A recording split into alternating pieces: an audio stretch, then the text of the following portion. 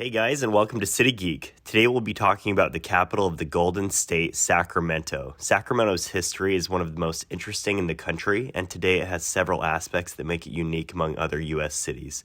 In this series, I quickly touch on a city's history, population, skyline, as well as a few things that make it unique. Now let's meet Sacramento.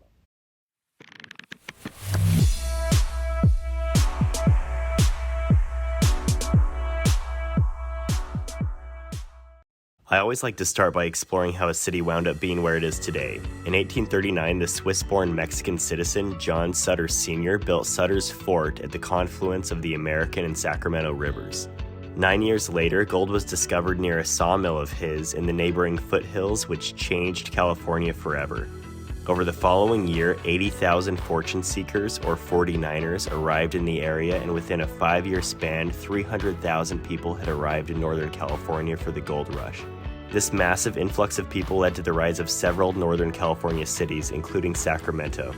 In 1854, the California State Legislature moved to Sacramento, giving the city increased status.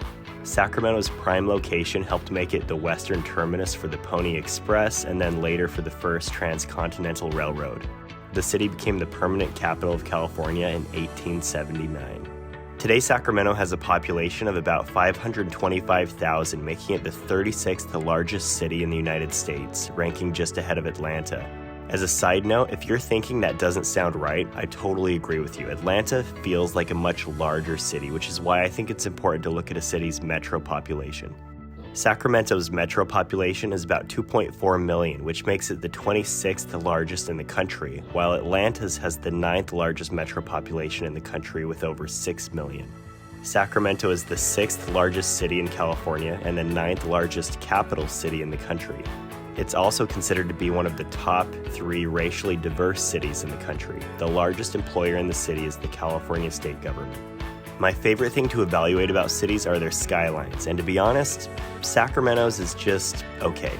The city doesn't have any buildings tall enough to be considered true skyscrapers. If you took the average height of the tallest 5 buildings, its skyline is a few feet shorter than Richmond, Virginia, and a little taller than Salt Lake City. The tallest building in the city is the Wells Fargo Center at 423 feet or 129 meters in height.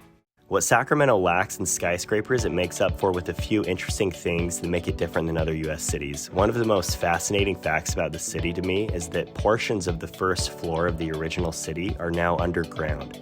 The largest storm in California history hit Sacramento in 1862, 12 years after being incorporated, which caused tremendous flooding.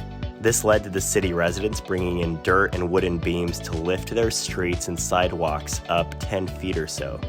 The first floor of businesses and homes became basements because of this. This image shows in green where there are hollow sidewalks today. There are also tours where you can see some of the Sacramento underground. Running down the center of the city is the Capitol Mall. The mall starts with the beautiful California Capitol building. One of the things that makes the California State Capitol unique is that it's surrounded by trees from around the world, which is fitting because one of the nicknames for the city is the City of Trees. On the other end of Capitol Mall is the Tower Bridge. Although this Tower Bridge isn't as iconic as London's of the same name, it's a really cool looking lift bridge in my opinion. It's part of the National Register of Historic Places. Considering Sacramento was the terminus for the first transcontinental railroad, it shouldn't come as a surprise that Sacramento is home to what many consider to be the best railroad museum in the whole country. The California State Railroad Museum houses 21 different types of trains and offers different rail excursions. There are, of course, many other things that make Sacramento unique, but the last thing I'll mention in this video is the odd pyramid-shaped building across the river from downtown. Called the Ziggurat, this 10-story building was built to resemble Mesoamerican pyramids. The exterior of the building is made up of real limestone panels. The building was originally built for the Money Company, but it's now leased by the California Department of General Services. At night, they will sometimes light up the building, making it look like something you'd expect to see in Las Vegas rather than Sacramento. Well, that does it for my overview video of Sacramento. If you learned something, please give this video a like. Thanks for watching.